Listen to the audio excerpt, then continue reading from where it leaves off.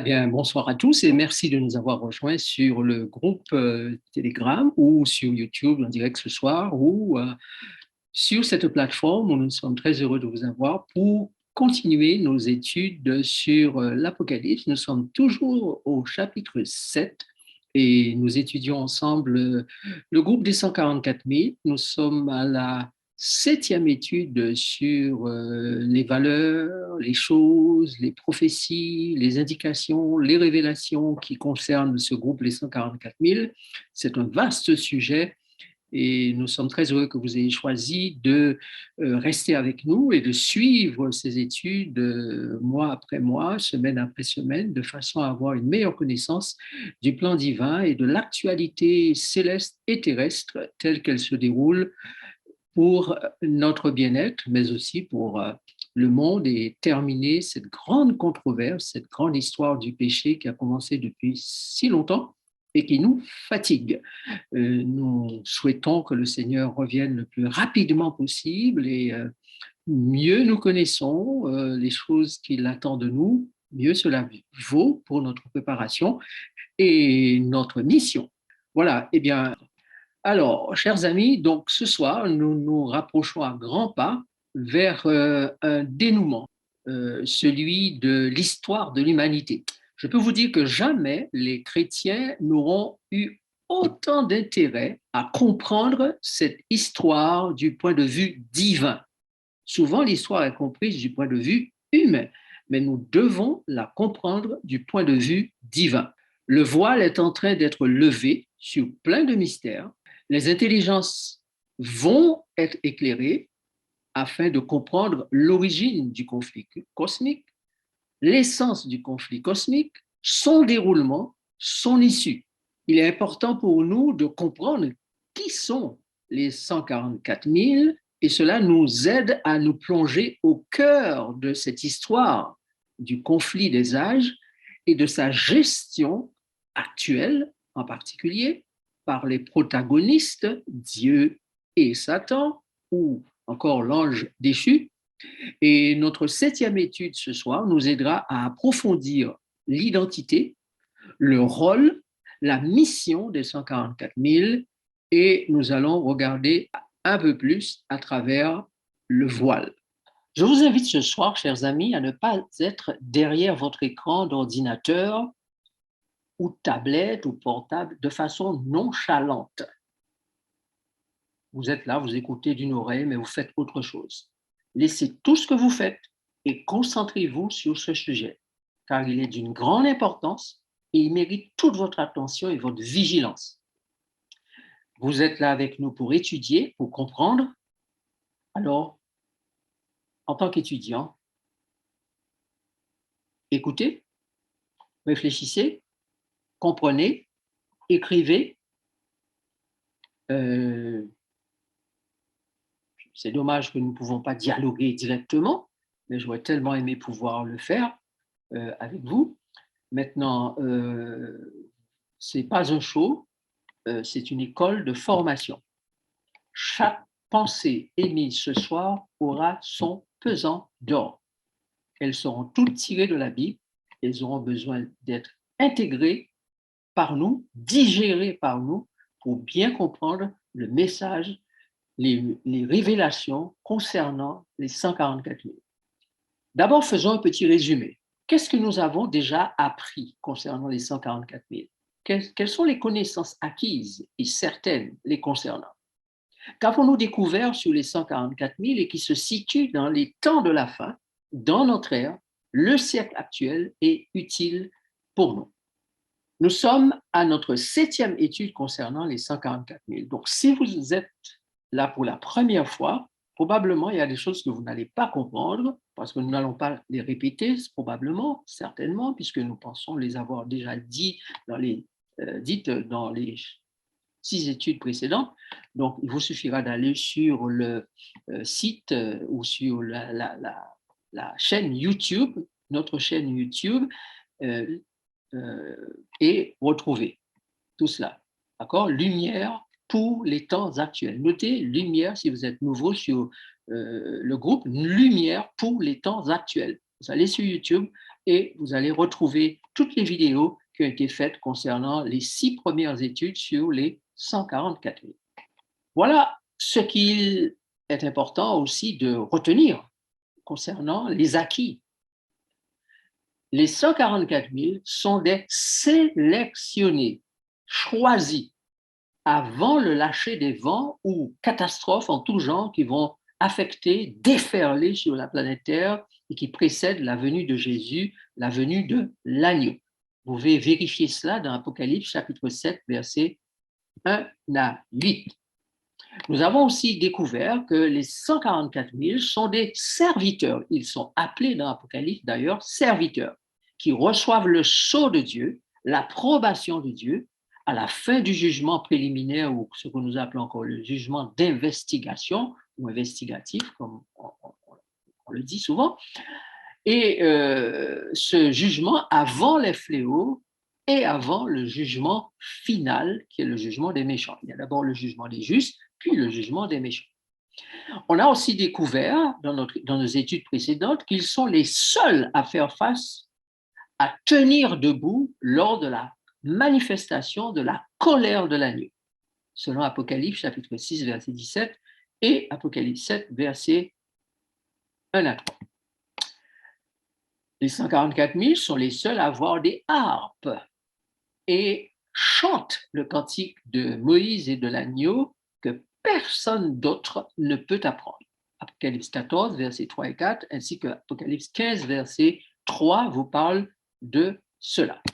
Le groupe en question, les 144 000, porte le nom du Père et celui de l'agneau sur leur fond, c'est-à-dire que leur esprit, c'est l'esprit du Père, leur façon de penser, leur intelligence, leur esprit, leur pouvoir de décision, tout cela est en accord parfait avec la pensée divine, avec le caractère de Dieu.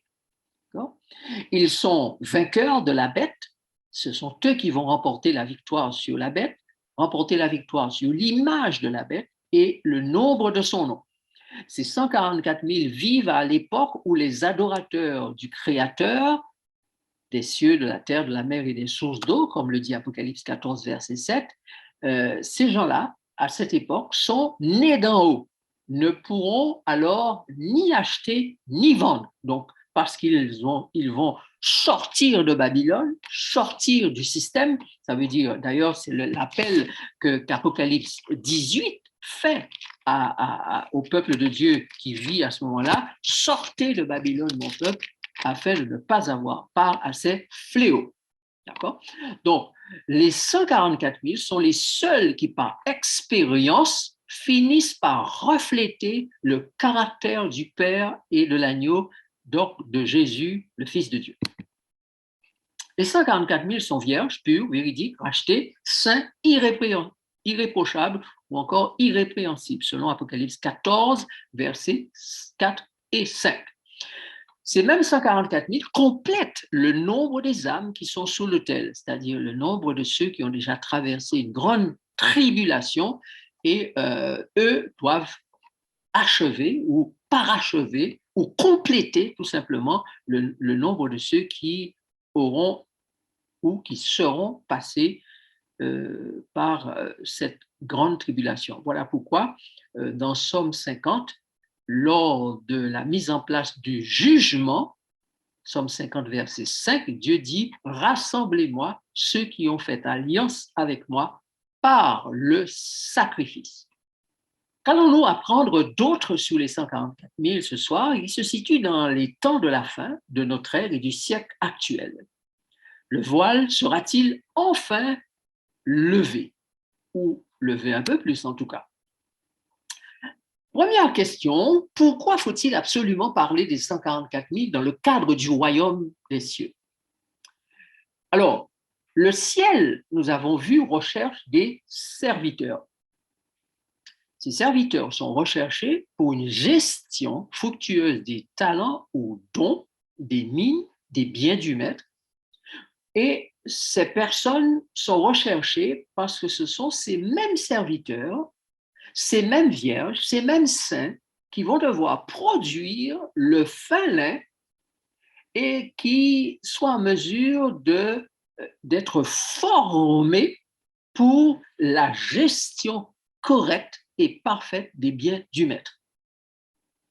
Maintenant, ce groupe qui s'appelle les 144 000, il est dit qu'il va à la rencontre du marié et ce groupe-là est fier, heureux d'avoir participé à la production d'œuvres justes de façon à ce que le matériau pour la robe de la mariée soit produit. Et nous allons le voir un petit peu plus tard, un peu plus de détails concernant cela.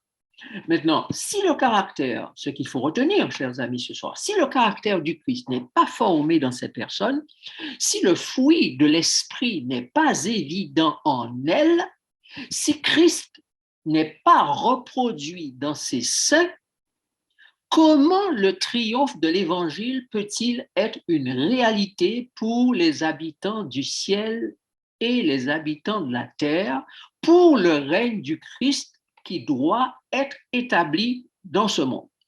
Sans les 144 000, il n'y a pas de production de matériaux pour la robe de la mariée.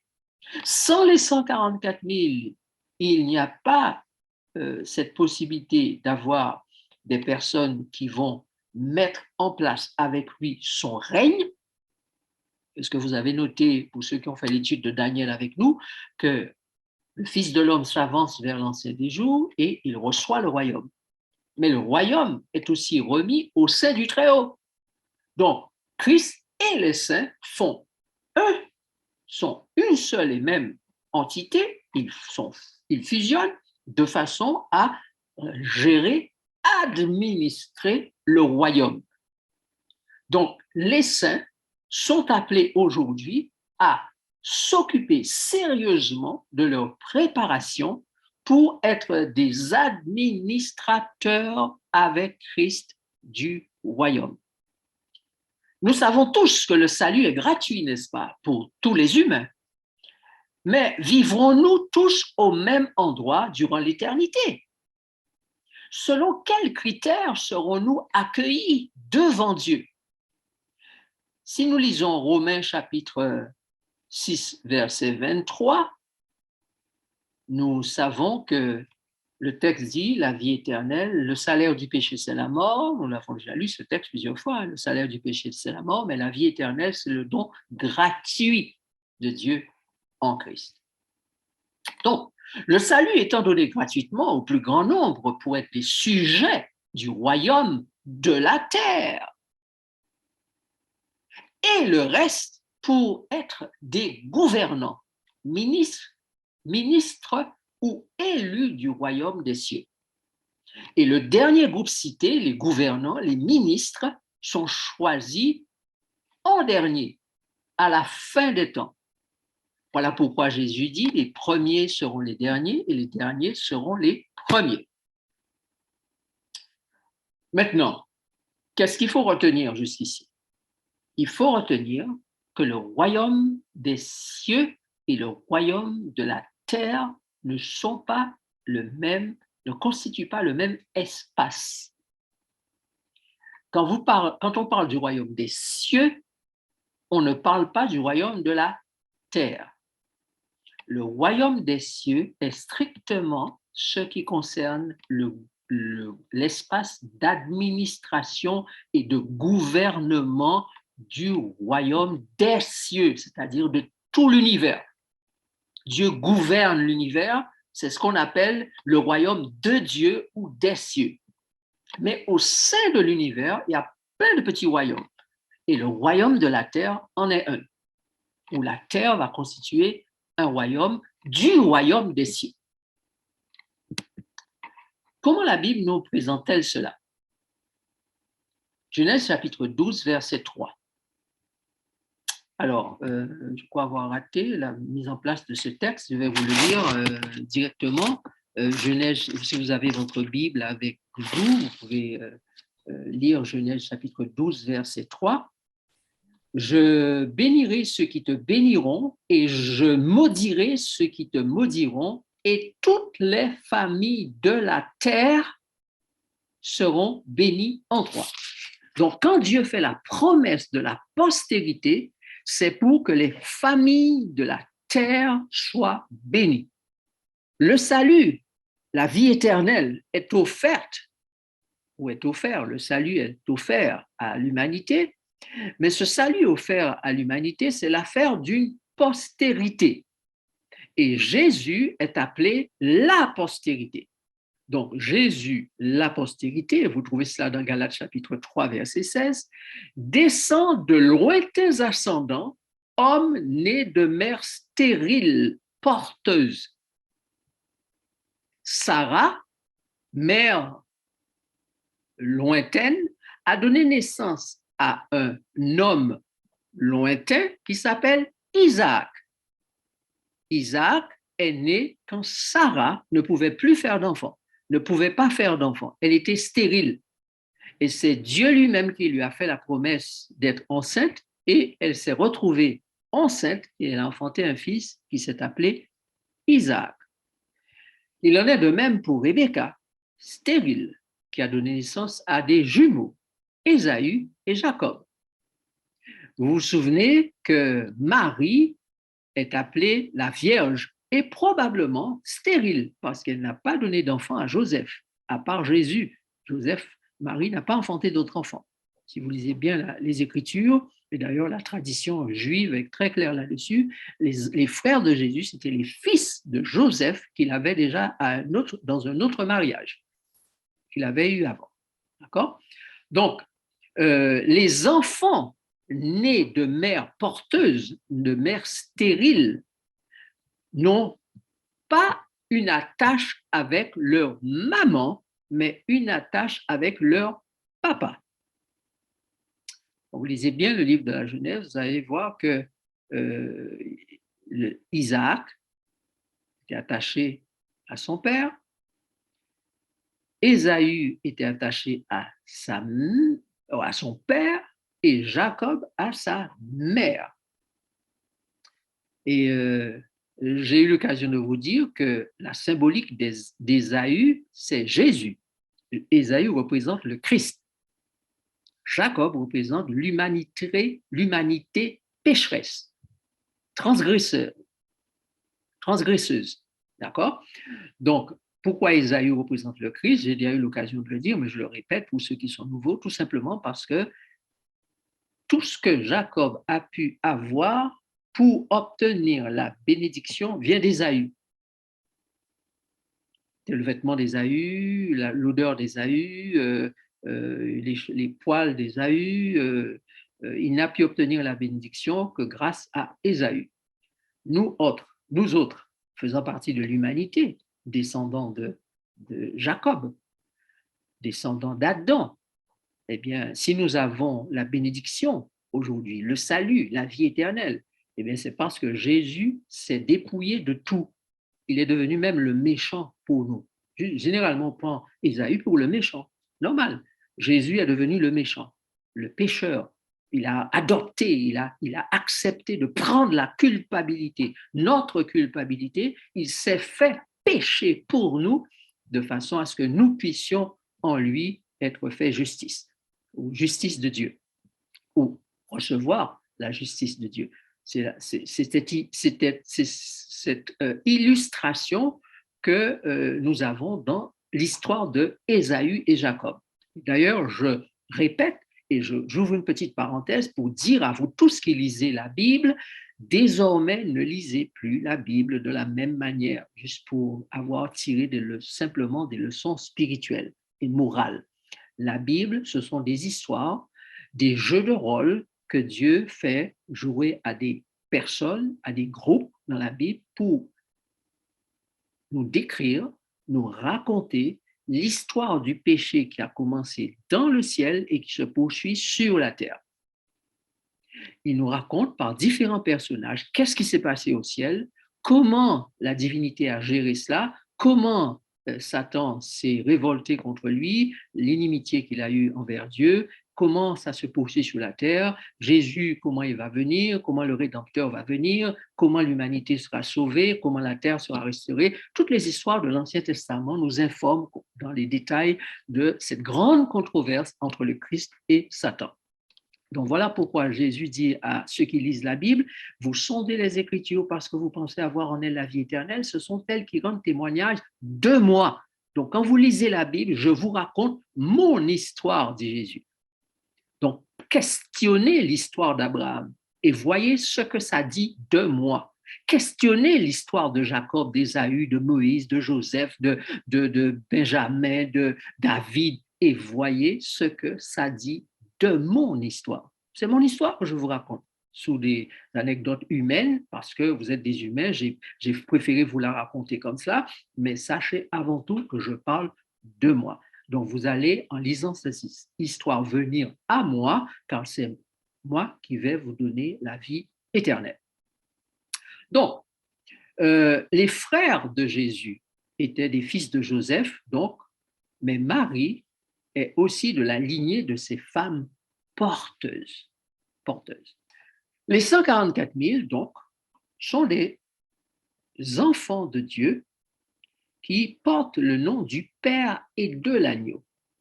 Donc, le Père, Dieu, va se donner des enfants par des mères porteuses humaines pour regrouper et compter les 144 000.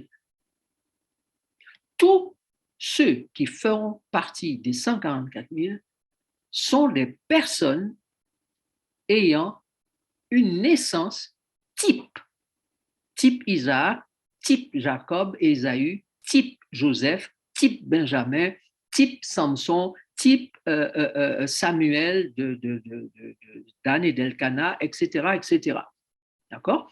Donc, ce sont des personnes qui doivent jouer un rôle clé dans l'histoire de la grande controverse et de la rédemption. Elles sont nées d'en haut, d'accord? Nées de l'Esprit de Dieu, mais portées par une mère de chair humaine. Cependant, ces personnes-là sont appelées des vierges parce qu'elles ne se sont pas souillées avec la chair ou l'ovule de la mère née de la chair, de la côte d'Adam. Alors, ça c'est compliqué pour vous, probablement. Laissez-moi vous donner une petite explication rapide. Lorsque Sarah enfante Isaac, Sarah est déjà très vieille. Elle ne produit plus d'ovule pour que les spermatozoïdes percent cet ovule, pénètrent l'ovule, féconde, trouve une place pour grandir, pour se développer. D'accord? Alors, sachez que la femme ne produit pas d'enfant. L'enfant, c'est l'homme qui le produit. Uniquement. La femme n'est que le berceau, la matrice, l'ovule où l'enfant va pénétrer. Déjà, vous avez noté que le spermatozoïde, il bouge, hein, il est indépendant. Hein, d'accord? L'ovule le reçoit et là, tout est placé comme une couveuse, comme un bel accueil, comme un nid d'accueil pour que ce spermatozoïde fasse un avec cet ovule, un avec l'ovule et se développe. D'accord? Donc, Dieu a donné à Adam de lui faire des enfants. Il dit, puisque tu portes mes enfants dans tes reins, je vais te donner une aide pour les faire naître et grandir. Donc, la femme n'est que l'aide que Dieu donne à Adam pour qu'il porte dans ses reins les fils de Dieu. D'accord? Donc, chaque personne qui m'écoute doit se demander de quelle naissance suis-je? Suis-je de la naissance d'en bas, c'est-à-dire uniquement de la chair, ou suis-je né d'en haut, c'est-à-dire né de l'esprit? D'ailleurs, Jésus nous dit, si quelqu'un ne naît d'eau et d'esprit, il ne peut entrer dans le royaume de Dieu. Regardez ce que le texte dit, Jean 3, versets 6 et 8. Ce qui est né de la chair est chair, et ce qui est né de l'esprit est esprit. Le vent souffle où il veut, tu en entends le bruit, mais tu ne sais d'où il vient ni où il va. Il en est ainsi de tout homme qui est né de l'esprit. On ne sait pas. comment ces êtres sont arrivés. C'est un mystère. Mais on les voit comme des êtres humains, mais ils ne sont pas nés de la chair. Parce que ce qui est né de la chair est chair et va être détruit, dit Jésus. Mais ce qui est né de l'esprit est esprit, et c'est ça qui va être, qui retourne à Dieu. D'accord? Donc, comprenons que toi et moi, vous et moi, nous devons nous interroger ce soir pour savoir qui nous sommes. Il y a en vous quelque chose qui n'est pas de la chair et que seul Dieu peut appeler à l'existence. Je répète, il y a en vous quelque chose qui n'est pas de la chair et que seul Dieu peut appeler à l'existence. Donc, ça veut dire que, d'ailleurs, si vous lisez Jean chapitre 1er, versets 13 et 14, vous vous souvenez, à partir du verset 12, il est clairement dit dans l'évangile de Jean, mais à tous ceux qui l'ont reçu, à ceux qui croient en son nom, il a donné le pouvoir de devenir enfants de Dieu, lesquels sont nés non du sang, non de la volonté de la chair, ni de la volonté de l'homme, mais de Dieu. Ça veut dire que ce n'est pas une relation sexuelle qui les a fait naître. Pas la chair, pas le sang, pas la volonté de l'homme, mais de Dieu. Uniquement de Dieu. Donc, ça veut dire qu'à votre conversion, à ma conversion, nous avons été appelés à prendre conscience qu'il y a en nous deux individus, l'homme de chair et l'être né de l'esprit. Deux personnes. Satan ne veut pas que nous connaissions cette vérité-là, car c'est une vérité qui le tue, qui le déstabilise complètement. Si tous les êtres humains apprennent, conscientisent d'où ils viennent, quelle est leur valeur, alors le diable n'aura plus aucun pouvoir sur eux. Une fois que tu prends conscience que tu n'es pas simplement un être humain, un être de chair, mais un être né de l'esprit, mystérieusement engendré par Dieu et par Dieu seul, alors ta vie change. Ta vision de toi-même change. Paul, dans Romains, d'ailleurs, parle de la loi de l'esprit de vie et la loi de la nature charnelle qui habite en lui. Et il y a en lui deux hommes, il dit, l'homme engendré par l'esprit, donc spirituel, et l'homme engendré par l'homme et la femme, de chair, l'homme charnel. Et les deux se battent. Les 144 000 seront, eux, l'œuvre particulière de l'Esprit de Dieu pour que la loi de Dieu soit parfaitement écrite dans leur cœur. Les 144 000, c'est une œuvre spécifique de Dieu pour la formation du caractère de Christ dans l'enveloppe humaine de chair. Les 144 000, ce sont des individus qui ont choisi de reconnaître qui ils sont, d'où ils viennent, et de ne plus vivre selon la chair, mais selon l'esprit. Cependant, je dois dire, parce que Jésus le dit, le nombre de personnes qui vont se soumettre à cet exercice éprouvant sera limité. Peu de personnes vont accepter de crucifier et de mettre la chair à mort pour pouvoir vivre non plus selon la chair, mais selon l'esprit. C'est beaucoup plus facile à chanter, à dire qu'à faire. Car pour faire ça, il faut traverser une dure épreuve. Beaucoup de gens ne voudront pas se soumettre à cette épreuve-là. Et ils n'y seront pas capables, parce que seuls ceux qui sont nés de l'esprit, nés d'en haut, élus, sélectionnés, choisis, peuvent parvenir à cela. Êtes-vous toujours là? Je veux croire que vous êtes attentifs. Maintenant, où Dieu a-t-il décidé et prophétisé que se trouverait le salut à la fin des temps et comment s'appelleraient les catégories de sauvés? Nous allons commencer notre lecture biblique avec Joël chapitre 2, versets 28 à 32. Après cela, je répandrai mon esprit sur toute chair. Vos fils et vos filles prophétiseront, vos vieillards auront des songes et vos jeunes gens des visions. Même sur les serviteurs et sur les servantes, dans ces jours-là, je répandrai mon esprit.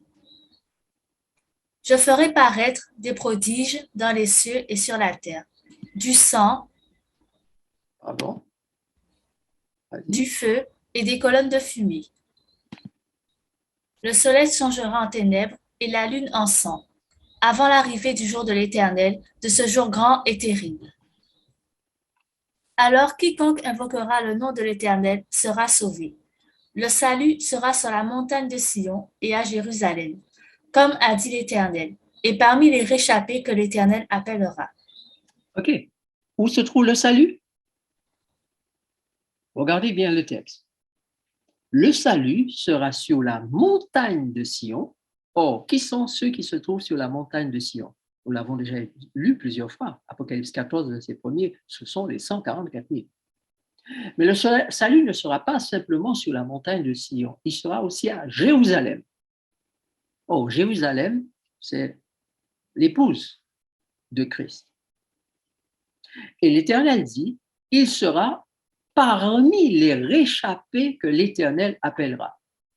Donc, il va y avoir un appel spécifique au moment où ceux de la montagne de Sion vont se manifester, au moment où seront appelés ceux qui vont faire partie de Jérusalem, il y aura aussi un appel aux réchappés, c'est-à-dire ceux qui sont sauvés au travers du feu. Et cela, je peux vous dire que ce sont toutes les personnes qui ont servi Satan loyalement, fidèlement.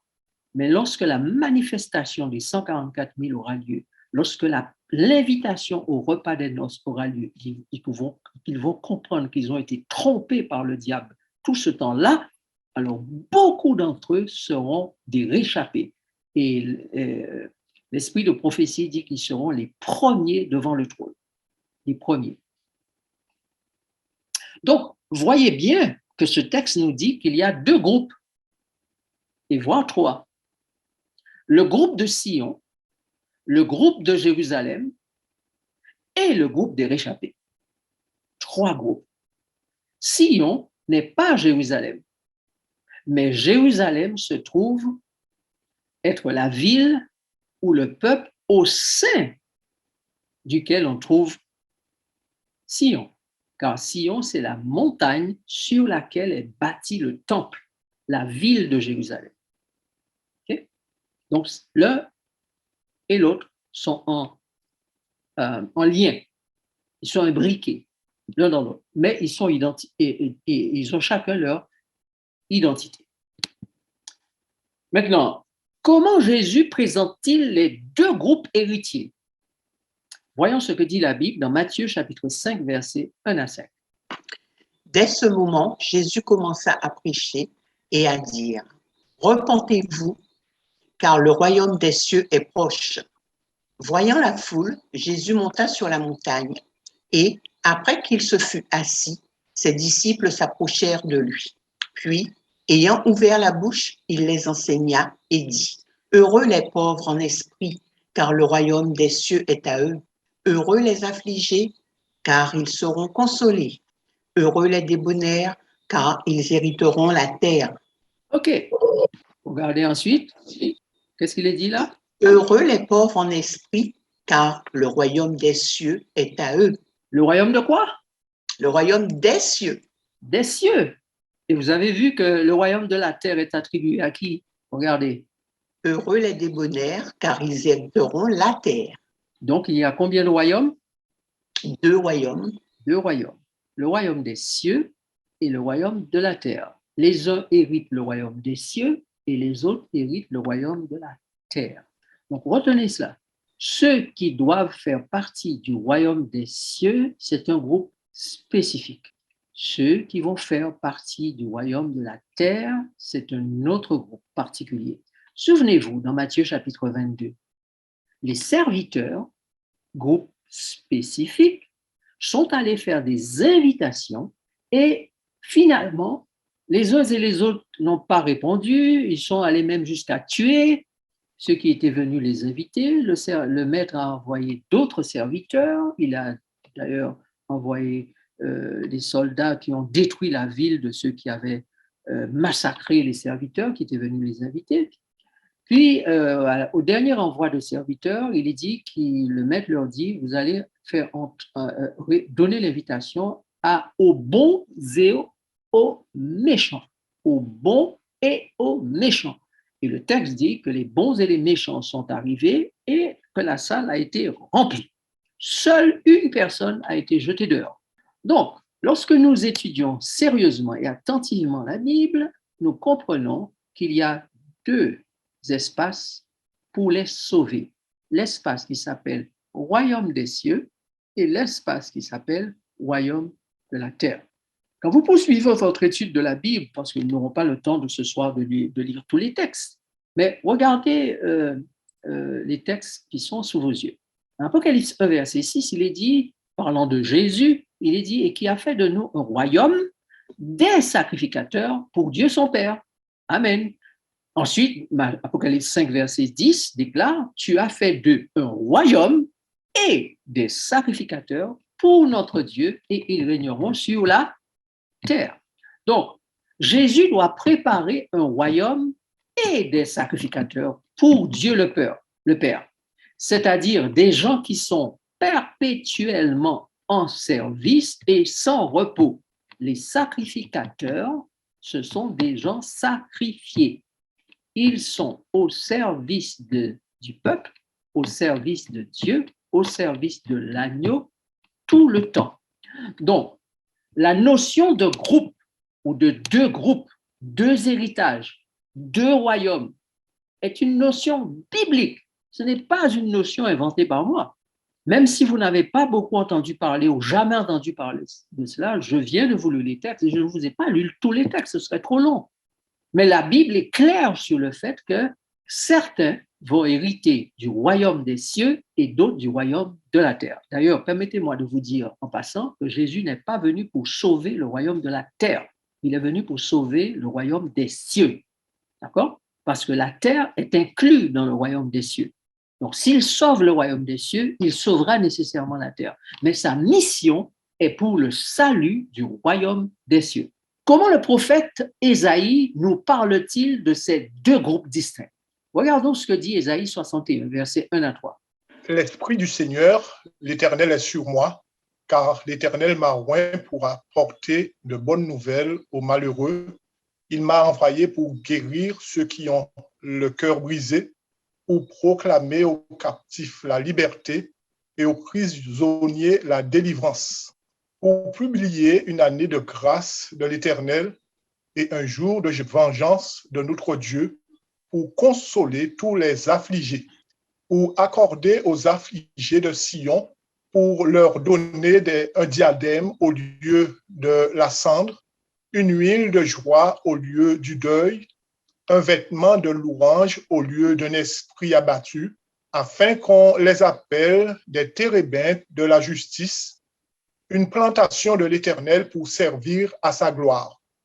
OK, avant de lire le dernier verset, faisons un petit arrêt, en repos en arrière pour bien regarder ces textes. Et la question est, comment le prophète Ésaïe nous parle-t-il de ces deux groupes distincts? Et voilà ce que notre frère nous a dit. Vous avez un premier groupe, le groupe des malheureux, de ceux qui ont le cœur brisé, des captifs, des prisonniers. Il est ainsi dit qu'une année de grâce de l'Éternel, un jour de vengeance de notre Dieu a été publié pour consoler les affligés. Donc, les deux groupes subissent affliction, puisque le deuxième groupe, le groupe de Sion, est aussi appelé un groupe affligé. Donc, le groupe des affligés de Sion, térébintes, arbre qui signifie arbre vaillant, sera lui aussi consolé. Mais vous notez que le deuxième groupe, groupe de Sion, ne reçoit pas la même chose, ou s'il reçoit la même chose, il y a beaucoup de choses en plus. Certes, le premier groupe reçoit une année de grâce, est publié, pour la délivrance. de ces premiers affligés dont nous avons parlé, cette même année de grâce nécessairement bénéficie à ceux de Sion. Mais en plus de la grâce, ils reçoivent un diadème au lieu de la cendre, une huile de joie au lieu du deuil, un vêtement de louange au lieu d'un esprit abattu. Ils sont appelés térébintes de la justice et ils sont appelés plantation de l'Éternel pour servir à sa gloire. Vous voyez bien que ce groupe-là, le groupe de Sion, eh bien, les affligés de Sion, eh bien, ils ont un plus. Voilà, lisons le dernier verset. La vigne de l'Éternel des armées, c'est la maison d'Israël, et les hommes de Juda, c'est le plan qu'il chérissait. Il avait espéré de la droiture, et voici du sang versé, de la justice, et voici des cris de détresse. OK. La vigne de l'Éternel, c'est qui? Le texte dit, c'est la maison d'Israël. Donc, c'est tout le peuple d'Israël. Par contre, les hommes de Juda, c'est le plan qu'ils chérissaient. Donc, le roi Jésus, le sacrificateur Jésus, a besoin des hommes de Juda. Voilà pourquoi tout à l'heure, dans les réponses aux questions, je vous ai dit que Jésus est descendant de la tribu de Juda parce qu'il est roi et sacrificateur. Donc, ce groupe-là est un groupe très spécifique à Jésus. On l'appelle le plan. Il avait espéré de la droiture, mais c'est du sang versé, c'est-à-dire de l'injustice manifestée envers Israël, des cris de détresse, parce que l'ennemi va s'acharner sur la vigne de l'Éternel et sur le plan qu'il chérissait. Donc, vous réalisez qu'encore, nous avons cette notion de deux groupes, le groupe appelé Maison d'Israël et le groupe appelé Homme de Juda, le groupe appelé Vigne de l'Éternel et le groupe appelé Plan de la vigne. Je vous ai mis une illustration de cela. Voici une vigne, un pied de vigne. Vous réalisez qu'il y a un tronc, n'est-ce pas? Le plan, les racines, le tronc ou encore ce qu'on appelle le cep. Mais vous avez aussi les branches ou sarments, les feuilles, les fruits. Donc vous avez la partie tout à fait au sommet qu'on appelle vulgairement la vigne. Mais la vigne, c'est tout, l'ensemble. Mais la vigne a deux parties. Une partie branche, sarment, feuilles, fruits et une partie plan, racines, tronc. Donc Israël est représenté par le haut de l'arbre et Juda est représenté par le bas de l'arbre, c'est-à-dire le tronc, celui qui porte les branches, qui porte les feuilles, qui porte les fruits. Donc, deux groupes distincts. Bien, poursuivons. Question. Quel est l'enjeu ou le défi pour le royaume des cieux? Quel est l'enjeu ou le défi pour le royaume de la terre? Alors, lisons d'abord Matthieu, chapitre 5, verset 3. Heureux les pauvres en esprit, car le royaume des cieux est à eux. Au reste, amenez ici mes ennemis, qui n'ont pas voulu que je régnasse sur eux, et tuez-les en ma présence. Après avoir ainsi parlé, Jésus marcha devant la foule pour monter à Jérusalem. Rassemblez-moi mes fidèles qui ont fait alliance avec moi par le sacrifice. Voilà, merci. Maintenant, revenons en arrière. Heureux les pauvres en esprit, car le royaume des cieux est à eux. Nous avons vu, ça c'est le premier groupe, le groupe qui hérite le royaume des cieux. Donc, il faut trouver ces pauvres en esprit. Donc, s'il y a un appel, s'il y a un recrutement, s'il y a une sélection aujourd'hui, c'est bien cette sélection-là qui doit être faite, parce que si le royaume des cieux n'est pas sauvé, comment sera sauvé le royaume de la terre? Si le groupe appelé, choisi pour le royaume des cieux n'est pas prêt, comment est-ce que le groupe pour le royaume de la terre sera-t-il prêt? Donc, l'appel de Dieu aujourd'hui, c'est un appel pour trouver ces pauvres en esprit, pour que le royaume des cieux soit peuplé. Ceux-là sont pauvres dans l'esprit, dans les choses de ce monde, mais riches en esprit par rapport aux valeurs du royaume des cieux. La démonstration doit être faite par ceux-là que Dieu est capable de restaurer complètement ceux qui ont été victimes du diable et de la chair pécheresse. Vous voyez bien que pour le royaume des cieux, il s'agit donc d'une affaire d'esprit. Heureux les pauvres en esprit. Donc c'est votre esprit qui intéresse Dieu. Il s'agit d'une affaire du règne total de Jésus sur l'esprit de l'homme. Jésus ne veut pas régner sur la chair. Jésus veut régner sur notre esprit. Mais pour qu'il règne sur notre esprit, il faut que nous acceptions d'être pauvres en esprit, pour que lui nous enrichisse. Car si nous disons nous sommes riches, nous n'avons besoin de rien, comment pourra-t-il nous enrichir? Aujourd'hui, Dieu cherche des hommes et des femmes capables de pouvoir accepter son règne. Et vous avez noté pourquoi le texte dit, je crois que c'est avant, au reste, emmenez ici mes ennemis qui n'ont pas voulu que je régnasse sur eux, tuez-les en ma présence. Je vous signale que dans le contexte, c'est à la fin de la parabole des mines que Jésus parle comme ça. Au moment où les serviteurs doivent rendre des comptes, lorsqu'il a dit à celui qui avait reçu 10 mines, qu'il en a gagné 10 autres, reçoit le commandement de 10 villes, et celui qui avait reçu 5, qui a gagné 5 autres, reçoit le commandement. Jésus prononce cette parole. Au reste, emmenez-moi ici mes ennemis qui n'ont pas voulu que je régnasse sur eux. Donc, vous voyez que la problématique ici, Jésus nous la révèle. L'opération de sélection consiste à trouver ceux qui auront accepté que Jésus règne totalement sur eux et auront fait la démonstration de leur vivant qu'ils veulent du règne de Jésus sur eux. Jésus veut marcher à la tête d'un groupe. Voilà pourquoi le texte dit, après avoir ainsi parlé, Jésus marcha devant la foule. Jésus veut marcher à la tête d'un groupe sur qui il règne complètement. Par cette attitude, Jésus signifie ce qu'il attend.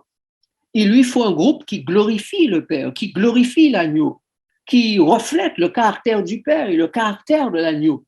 Donc, pour cela, on ne peut pas être partagé. Il faut avoir choisi de laisser Jésus régner entièrement sur soi. La victoire ne peut s'obtenir qu'à ce prix-là.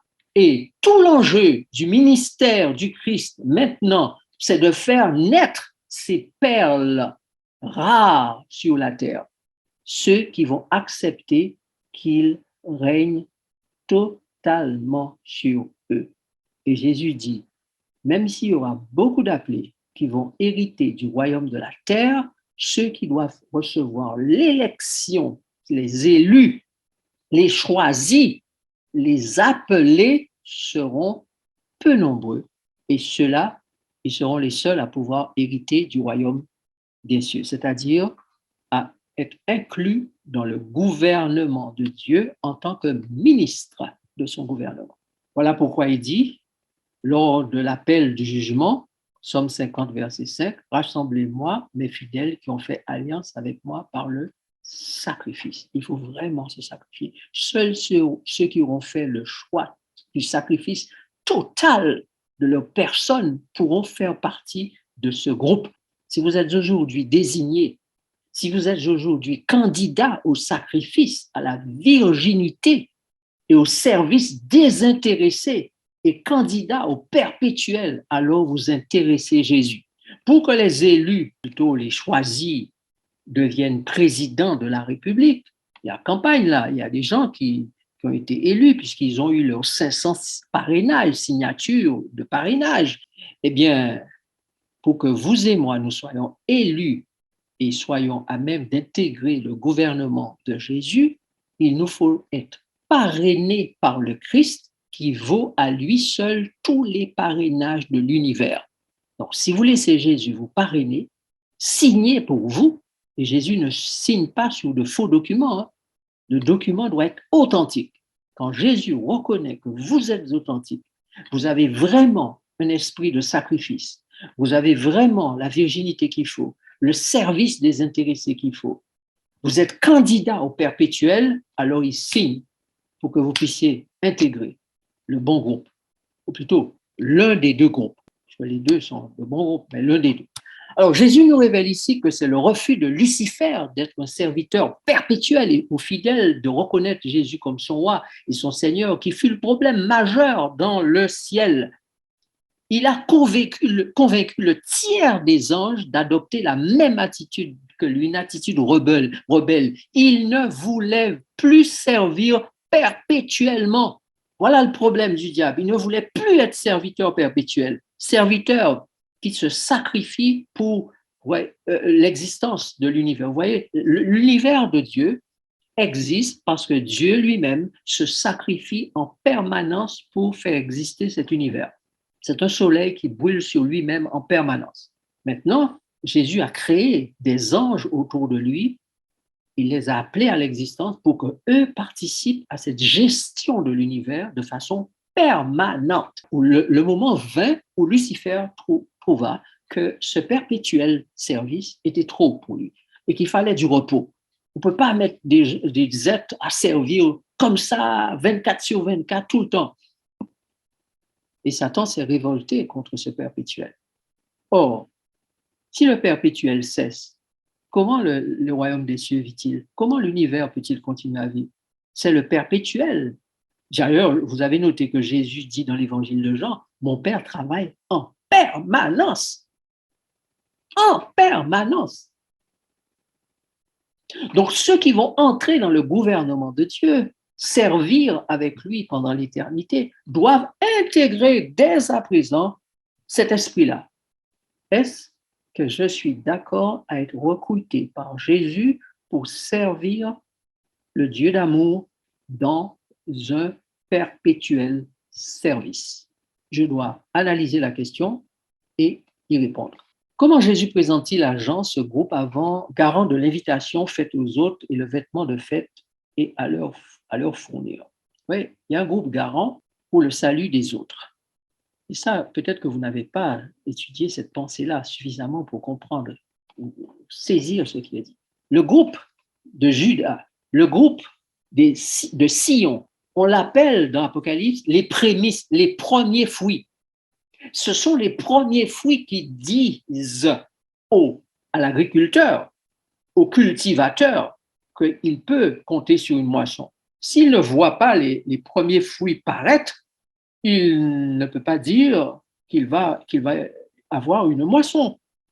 Donc, tant qu'il n'y aura pas les premiers fruits, l'invitation pour la moisson ne peut pas être faite. Donc, il y a un groupe garant de la moisson. Et voici comment Dieu les appelle. Apocalypse chapitre 19, versets 6 à 9. Et j'entendis comme une voix d'une foule nombreuse, comme un bruit de grosse eau et comme un bruit de fort tonnerre, disant Alléluia, car le Seigneur notre Dieu Tout-Puissant est entré dans son règne. Réjouissons-nous et soyons dans l'allégresse, et donnons-lui gloire, car les noces de l'agneau sont venues et son épouse s'est préparée. Et il lui a été donné de se revêtir d'un fin lin, éclatant, pur, car le fin lin, ce sont les œuvres justes des saints. Et l'ange me dit, écris, heureux ceux qui sont appelés au festin de noces de l'agneau. Et il me dit, ces paroles sont les véritables paroles de Dieu. Voilà. Heureux ceux qui sont appelés pas au mariage, mais au repas des noces, au festin des noces. Et ceux-là sont heureux. Pourquoi sont-ils heureux? Eh bien, ils le sont parce que l'épouse s'est préparée. Réjouissons-nous et soyons dans l'allégresse et donnons-lui gloire, car les noces de l'agneau sont venues et son épouse s'est préparée. Comment a-t-elle pu être prête, cette épouse? Eh bien, parce qu'il lui a été donné de se revêtir de fin lin éclatant pur. Mais comment a-t-elle pu avoir ce matériau pour avoir sa robe prête, sa robe de fin lin prête? Parce que le matériau qui s'appelle fin lin, du lin fin, ce matériau, ce sont les œuvres justes des saints.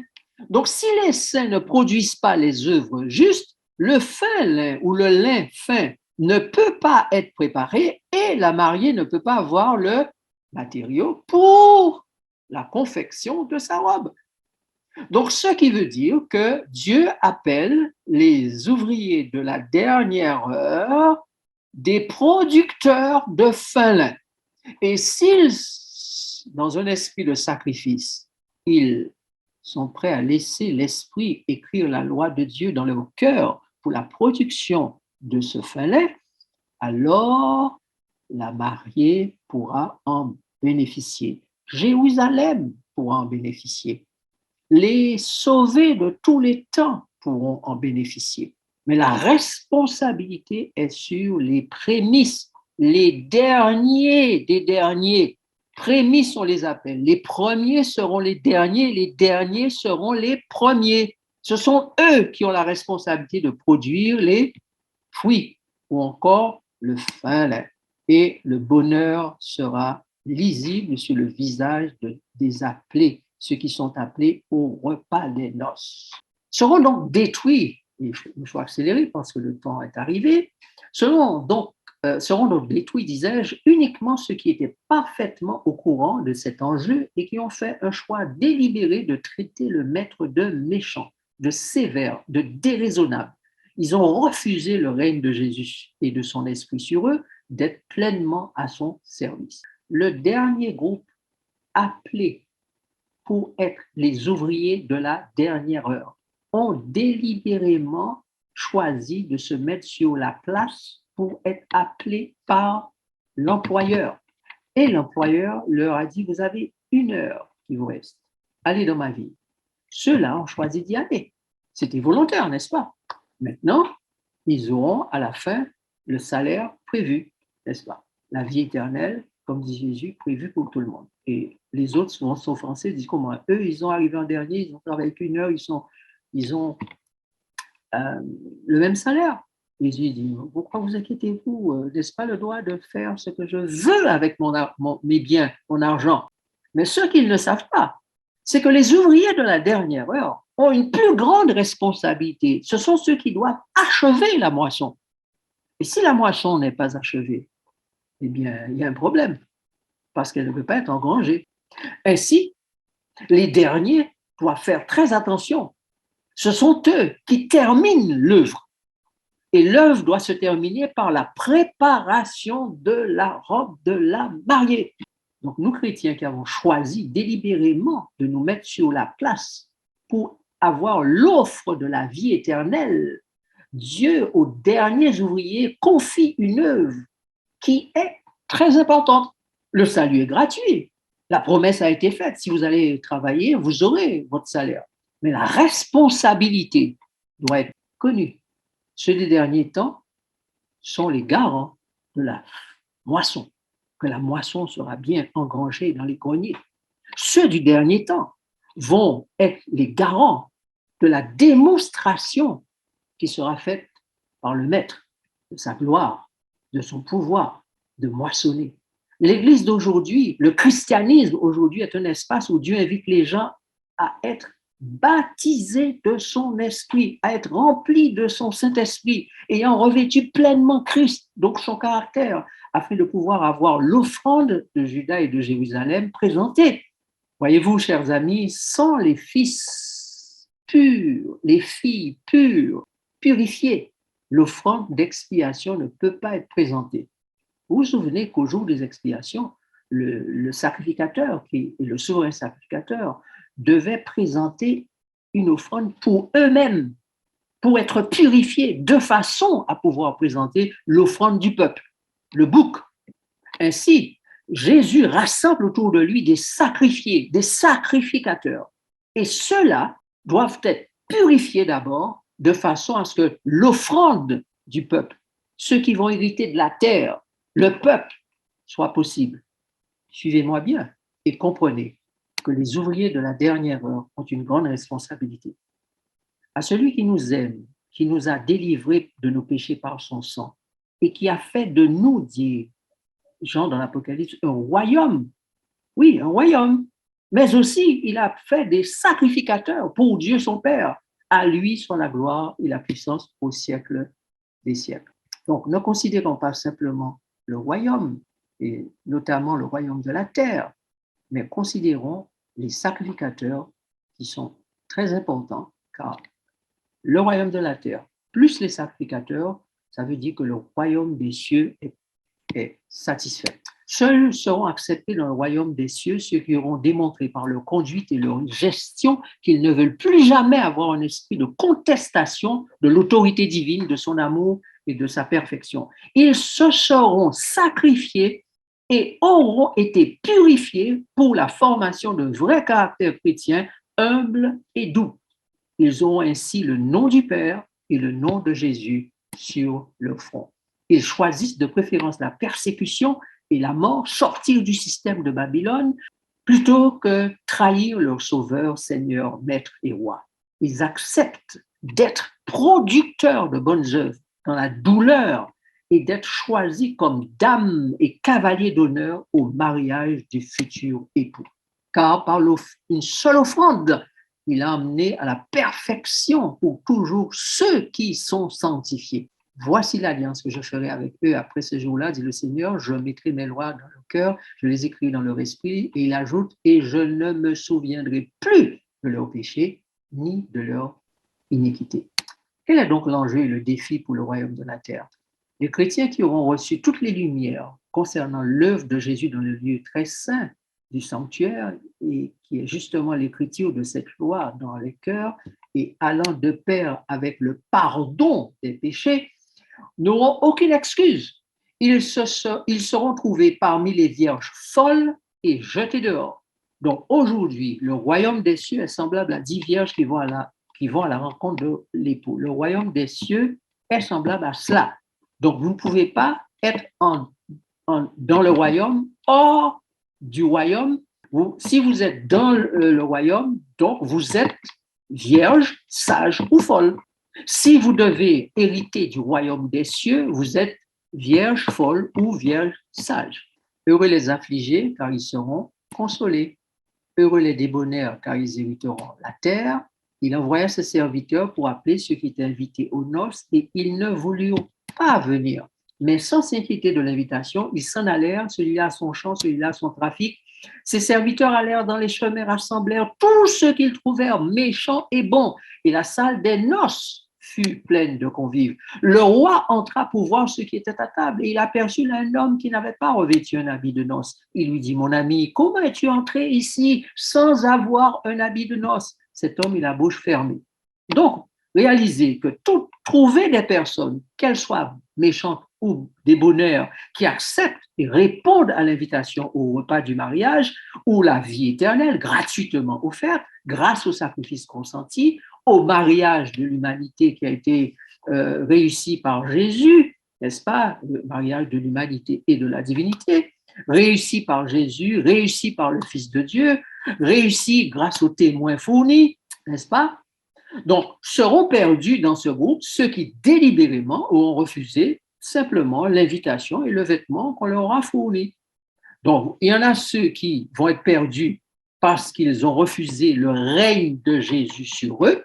Il y en a qui seront perdus parce qu'ils auront refusé l'invitation et le vêtement qu'on leur procurait pour pouvoir entrer dans la salle et jouir de la présence du marié. Où veux-tu être? Jésus prend la tête du peuple et marche vers Jérusalem.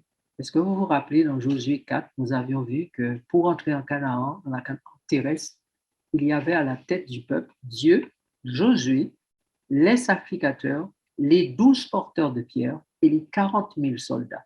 De même, à la fin du monde, il y a à la tête du peuple Dieu, Jésus, les sacrificateurs, 12 porteurs de pierre et les 40 000 soldats. Les mêmes groupes se retrouvent à la fin du monde.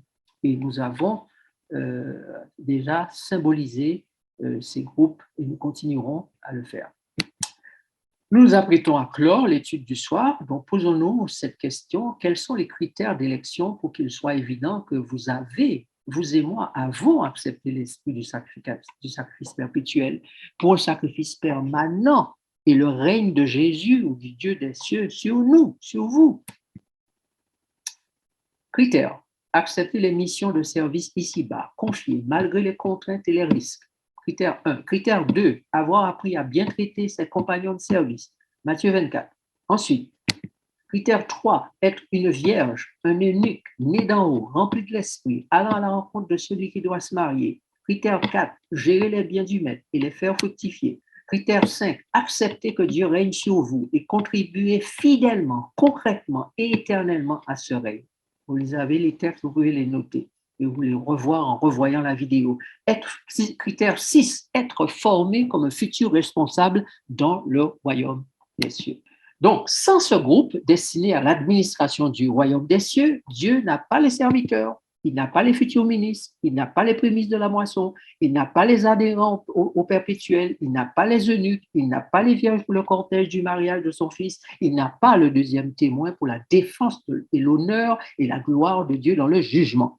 Il n'a pas les sacrificateurs, ceux qui vont juger avec lui. Donc, vous voyez que le groupe des 144 000 est un groupe extrêmement important. Quand et comment ces personnes avec toutes ces caractéristiques sont-elles choisies? Eh bien, la Bible nous le dit. Et je vous propose, puisque l'heure est déjà avancée, de voir tout cela la prochaine fois.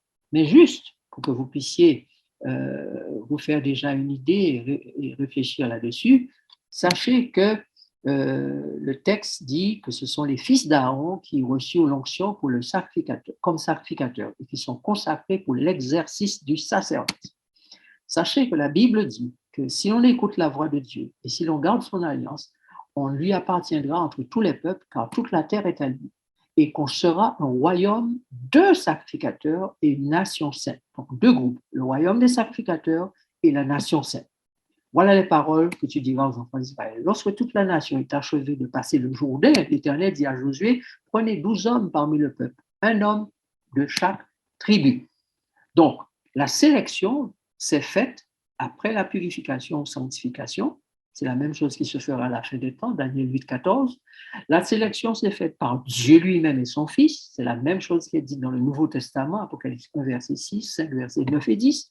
La sélection se fait avant le passage du Jourdain à sécher. C'est la même chose que le Nouveau Testament dit, Apocalypse 6, verset 12. Lorsque l'Euphrate va sécher, n'est-ce pas, ça va préparer le chemin des rois venant de l'Orient. Apocalypse 11, Daniel 11, verset 41 dit la même chose, en d'autres termes. Mais tout cela est dirigé de main de maître par l'Éternel et Josué, son serviteur. Donc voilà, vous savez maintenant que les 144 000 constituent un groupe très important pour Jésus-Christ. Et il est en train de faire des appels. Qui veut se sacrifier? Qui veut participer à ce perpétuel avec moi? Qui veut se donner les moyens? Qui veut accepter cette nouvelle naissance d'en haut? Qui veut accepter la victoire sur la chair pour pouvoir régner avec moi dans le royaume des cieux pour l'éternité?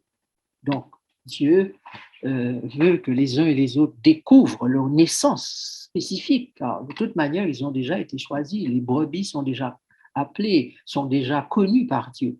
Mais il faut qu'un appel leur soit lancé pour qu'elles se rassemblent et qu'elles soient en mesure de recevoir les indications qu'elles ont besoin, la formation, la nourriture, tout ce qu'il faut pour qu'elles soient à leur place dans le royaume des cieux.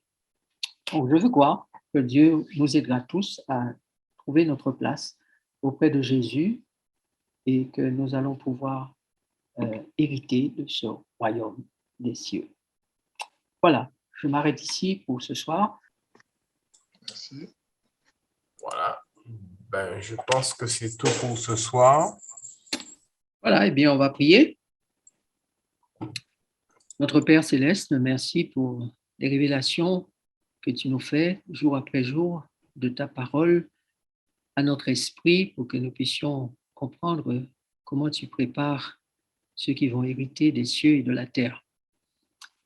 Tu nous appelles, puisque à la fin des temps, le royaume des cieux est semblable à ses serviteurs, ses vierges, et tu appelles donc tous les chrétiens, tous ceux qui entendent le message des trois anges à faire partie de ces vierges, de ces serviteurs que tu veux sceller pour l'éternité.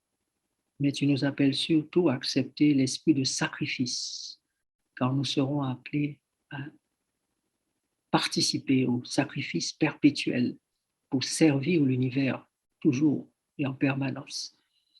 Alors, prépare chacun de nous.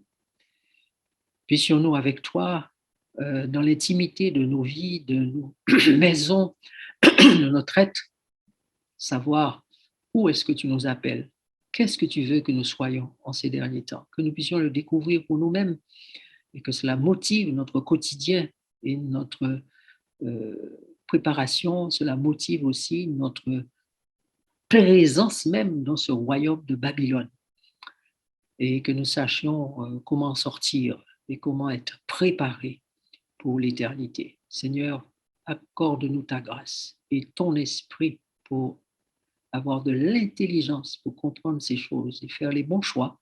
Nous t'avons prié au nom de Jésus. Amen.